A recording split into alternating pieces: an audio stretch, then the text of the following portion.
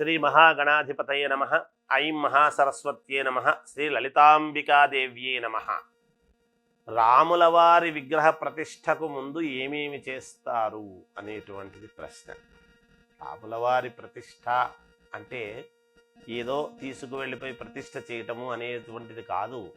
ప్రాణప్రతిష్ఠ, జీవకళాన్యాసములు ఒక ప్రతిష్ఠా కార్యక్రమము అంటే పైగా రామచంద్రమూర్తిది. లోక కళ్యాణకారకుడైనటువంటి రామచంద్రమూర్తి యొక్క విగ్రహ ప్రతిష్టాపన అని అంటే సీతారామ లక్ష్మణ హనుమత్ ప్రతిష్ఠా కార్యక్రమము అంటే అది ఏమైనా చిన్న విషయమా? ఒకరికి సంబంధించినదా? కాదు కదా. యావత్ భారతదేశము, మళ్ళీ మాట్లాడితే ప్రపంచము మొత్తానికి సంబంధించినటువంటి విషయం. తెలుగువారు ఎక్కడ ఉండినా, మన హిందూ ధర్మం వాళ్ళు ఎక్కడ ఉండినా, ఎవరైనా కావచ్చు, తెలుగువారు అనేటువంటి మాట ఒక్కటే కాదు, సర్వ ప్రాణికి కూడా రాముల వారి యొక్క అనుగ్రహము నిజంగా కూడా ఉండాలి, ఆయన ధర్మాలు అందరికీ ఉండేట్టుగా ఉండాలి అనేటువంటి విధానంతో ప్రతిష్టా కార్యక్రమం జరుగుతుంది. ఎలా ఉండాలి అంటే అన్నిటికన్నా ముందు ప్రారంభ దశలోనే ఈ స్థలము యొక్క అది ఎలాగో రాముల వారిదే, కానీ అయినా ఇంతకాలము ఉండేటువంటి దాని వలన దానికి చెయ్యాల్సినటువంటి శుద్ధి చేసి శంకుస్థాపన అనేటువంటి విషయాన్ని పరమ పవిత్రమైనటువంటి ముహూర్తములో చేసి అది నిర్మాణము చేపట్టి ఇవాళ దిగ్విజయముగా పూర్తి అయి రాముల వారి విగ్రహ ప్రతిష్టాపన జరుగుతూ ఉంది అంటే యజ్ఞహోమాది యొక్క క్రతువులు, యజ్ఞయాగాది క్రతువుల వల్లను, వేద మంత్రాలతోడను, మరి యంత్రపూరితముగాను మంత్రపూరితముగాను ధాన్యాధివాసము, జలాధివాసము, శయ్యాధివాసము అని ఇలా అన్నీ కూడా ఉంటాయి. అవన్నీ కూడా శాస్త్రయోక్తముగా మన వాళ్ళు అందరూ కూడా అక్కడ చేసేటువంటి పండితులు తప్పకుండా ఇవన్నీ చేస్తూ ఉన్నారు. మనకు తెలుస్తూ ఉన్నది, అందరికీ అందరూ తెలియజేయబడుతున్నాయి. హోమశాల చూస్తున్నాం, యజ్ఞశాల ఎంత గొప్పగా తయారు చేశారో. మరి ఆనాడు రాముడు చేసినటువంటి ఈ యాగము తక్కువ యాగము చేశారా?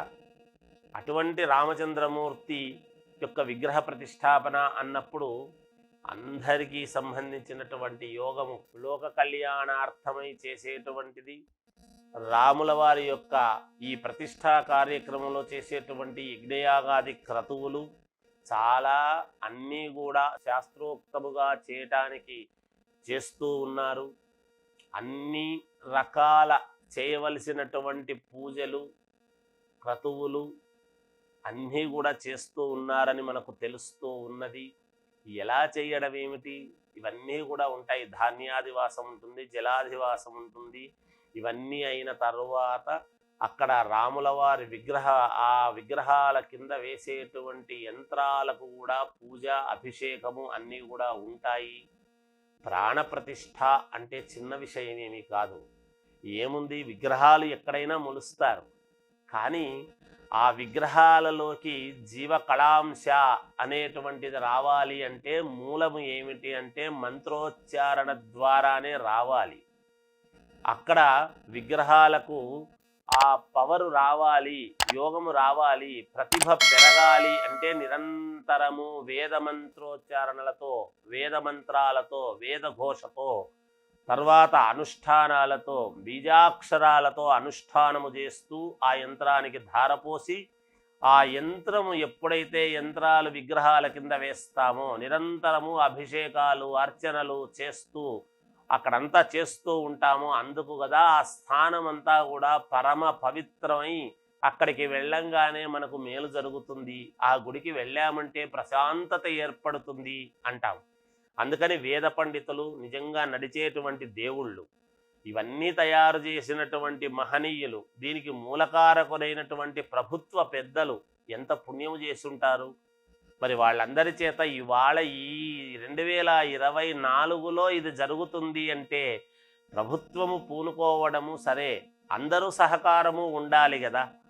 అది మా పాలకపక్షము కావచ్చు, ప్రతిపక్షాలు కావచ్చు, అన్ని రాష్ట్రాల వాళ్ళు కావచ్చు, అందరూ ఎంతో కొంత రాముల వారి యొక్క ఇది జరుగుతుంది అని మనస్సులో అనుకోవడం అనేటువంటిది సర్వసాధారణం, అనుకుంటాం తప్పకుండా.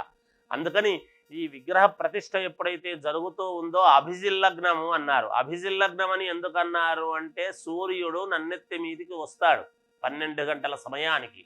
అలా వచ్చినప్పుడు సూర్యకిరణాలు మన నెత్తి మీద పడేటప్పటికి మనకు జ్ఞానం అనేటువంటిది వికసిస్తుంది గాక, అంతకుముందు ఉండదని కాదు దాని అర్థం. సూర్య భగవానుడి యొక్క కిరణాలు ఎంత ప్రకాశవంతముగా ఉంటాయో ఆ లగ్నానికి అంత పవిత్రత ఉంటుంది. అందుకని ఆ సమయంలో పెట్టారు. అందరూ కూడా ఆ సమయానికి అక్కడికి వెళ్ళిన వాళ్ళు వెళతారు, వెళ్ళలేని వాళ్ళందరూ కూడా ప్రతిష్టా సమయంలో అందరూ ఒక్కసారి 11:45 నుండి 12:15 వరకు రామనామ జపము చేస్తూ చూస్తే అందరికీ మేలు జరుగుతుంది అని తెలియజేస్తూ జయోస్తు.